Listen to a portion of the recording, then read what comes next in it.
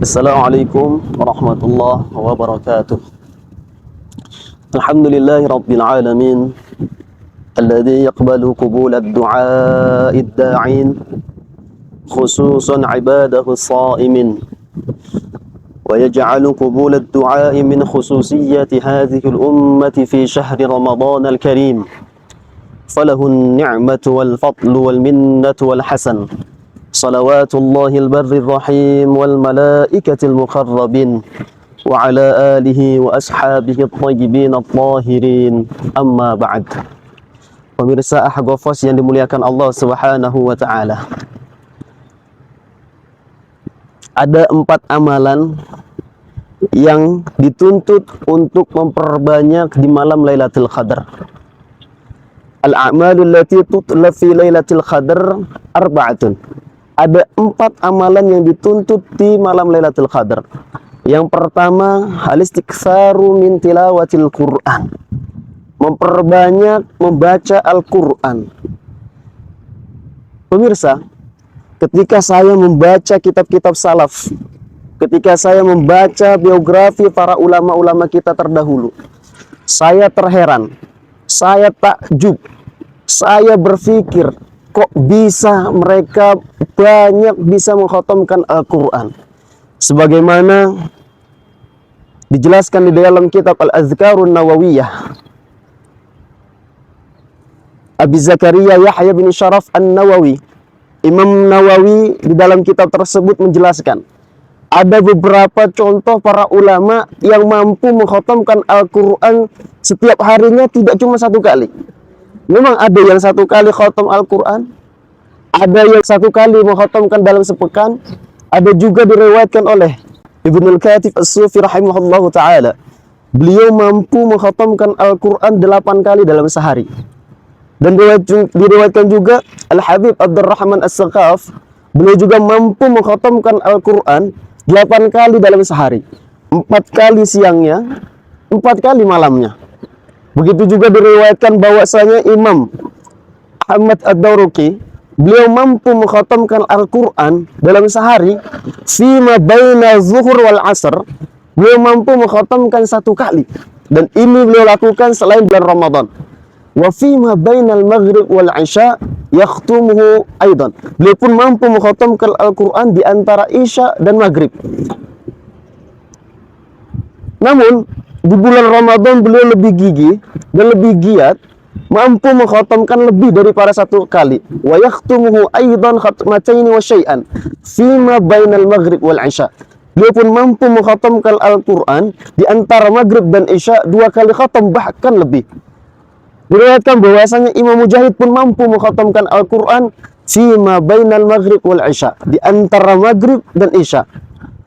Bahkan ada para ulama kita yang lainnya seperti Utsman bin Affan, Tamim Ad-Dari, Jubair bin Sa'id, diriwayatkan bahwasanya mereka pun mampu mengkhatamkan Al-Quran 1 kali dalam rakaatnya saja. Masya Allah.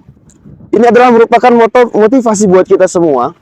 Kok kenapa para ulama kita, mereka dulu mampu mengkhatamkan Al-Quran hanya dengan dalam jangka waktu yang begitu singkat? Pertanyaannya, apakah ini merupakan suatu karamah daripada mereka sendiri? Namun jawabannya adalah bukan, melainkan min sababi ta'awudin lisanihim, melainkan itu semua adalah karena lisan mereka sudah terbiasa membaca Al-Quran.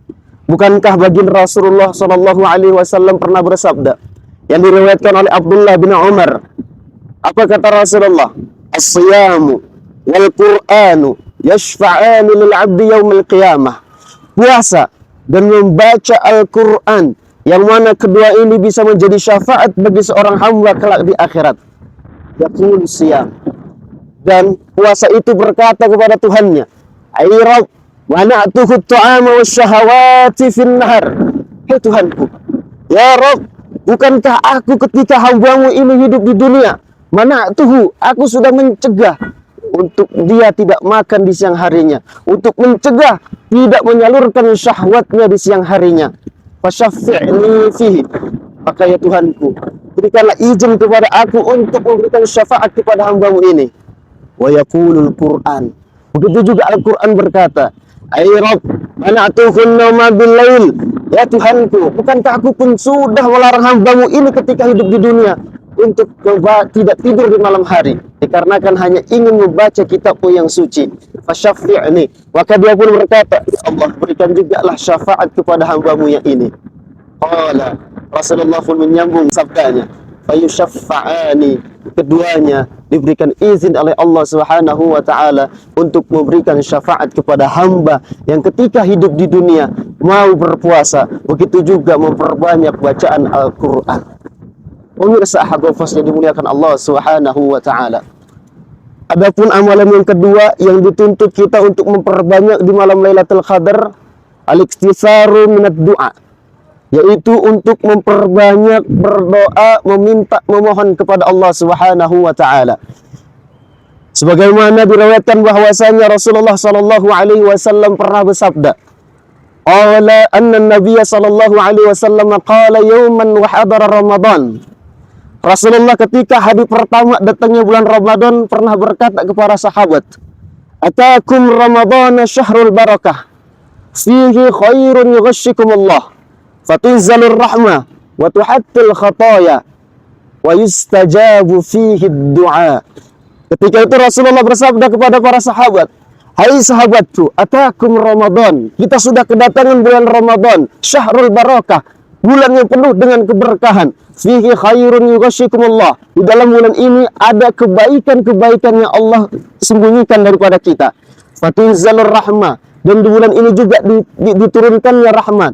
Wa tuhattil khataya, dan di bulan ini juga segala dosa yang pernah kita lakukan di dunia akan dihapuskan oleh Allah Subhanahu wa taala.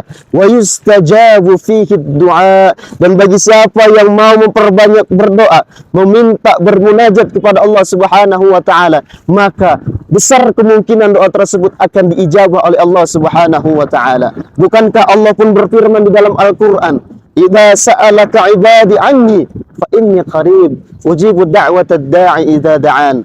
Allah langsung yang menjamin bagi hamba yang mau meminta kepada Allah Subhanahu wa taala.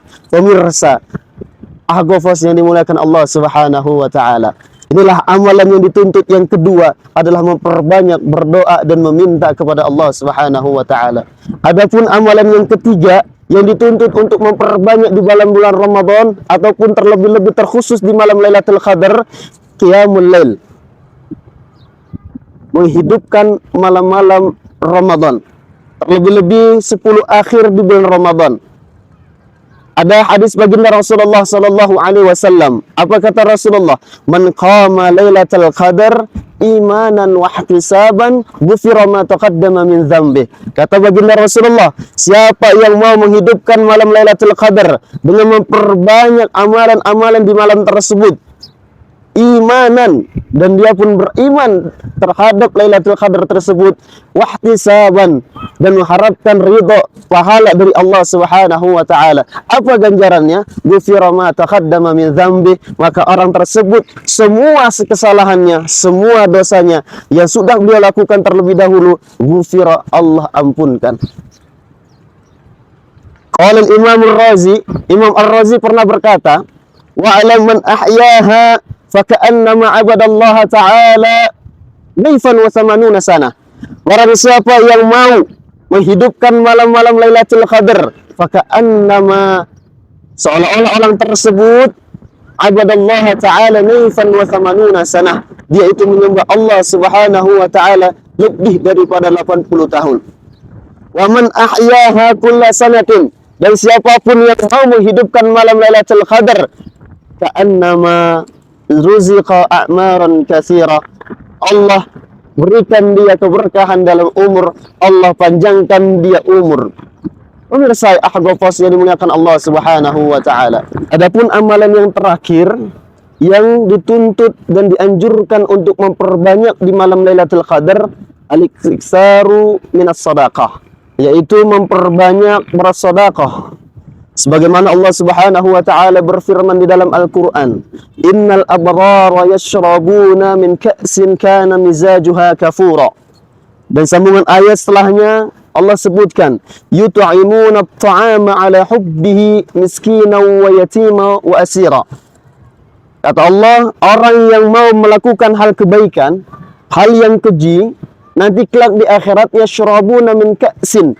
Allah berikan, Allah persilahkan mereka untuk meminum dari segelas yang terbuat, yang bercampur daripada kafura. Orang-orang seperti ini adalah orang-orang yut'imuna at-ta'ama ala hubbihi. Orang yang senantiasa, orang yang sukarela mau berbagi makanan miskinan kepada orang yang miskin, wa yatiman, begitu juga mau menjunjung orang-orang yang yatim, wa asira, dan orang-orang yang tertahan. Bukankah baginda Rasulullah sallallahu alaihi wasallam pernah bersabda, "Ma naqasat sadaqatun min mal." Takkan berkurang harta yang mau disedekahkan kepada orang yang membutuhkan. Begitu juga Rasulullah pernah berkata kepada Mu'adz bin Jabal, "Ya Mu'adz bin Jabal, ala adulluka ala abwabil khair?" Hai Mu'adz bin Jabal, mau enggak saya tunjukkan pintu-pintu kebaikan? Qala bala ya Rasulullah. Beliau pun menjawab, tentu ya Rasulullah. Rasulullah pun melanjutkan sabdanya, as-siyamu junnatun. Ingat wahai Jabal, bahwasanya puasa itu adalah perisai. Perisai bagi seorang mukmin agar dia tidak mau melakukan yang namanya kemaksiatan kepada Allah Subhanahu wa taala. Lalu Rasulullah pun menyambung hadis tersebut, was-sadaqatu tutfi'ul khati'ah. Dan ingat, ada yang namanya sedekah yang mampu menghapuskan segala kesalahan yang sudah kita lakukan. Kama yutfi'ul ma'un nar, kata Rasulullah. Yang mana sedekah ini Rasulullah misalkan ibaratkan seperti air yang memadamkan api. Pemirsa Ahqafos yang dimuliakan Allah Subhanahu wa taala. Banyak memang amalan-amalan yang dituntut di malam Lailatul Qadar, tapi dengan 4 amalan yang kita sebutkan, mudah-mudahan kita bisa melaksanakan dan kita bisa memaksimalkan kesempatan yang masih Allah berikan kepada kita. Ada pesan yang disampaikan melalui syair mengenai agar kita tidak lalai di dalam bulan Ramadan ini.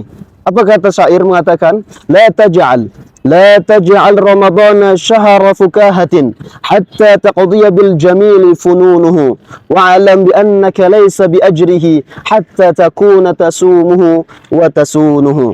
Ila liqa'i ma'as salamah. Assalamualaikum warahmatullahi wabarakatuh.